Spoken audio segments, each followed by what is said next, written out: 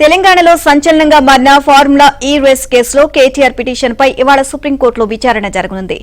ACB నమోదు చేసిన కేసును కొట్టివేయాలి అంటూ కేటీఆర్ వేసిన క్వాష్ పిటిషన్ ను హైకోర్టు కొట్టివేయడంతో ఈ నెల 8న కేటీఆర్ సుప్రీంకోర్టుకు వెళ్లారు. హైకోర్టు ఇచ్చిన ఉత్తర్వులను సవాల్ చేస్తూ సుప్రీంకోర్టులో పిటిషన్ దాఖలు చేశారు.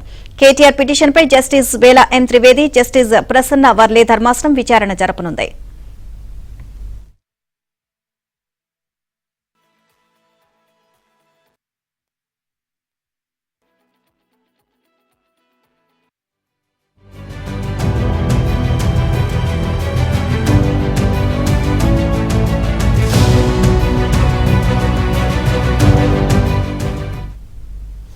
సుప్రీంకోర్టులో 37వ నెంబర్గా కేటీఆర్ కేసు లిస్ట్ అయింది. అయితే కేటీఆర్ సుప్రీంకోర్టుకు వెళ్లక ముందే తెలంగాణ ప్రభుత్వం సుప్రీంకోర్టును ఆశ్రయించింది.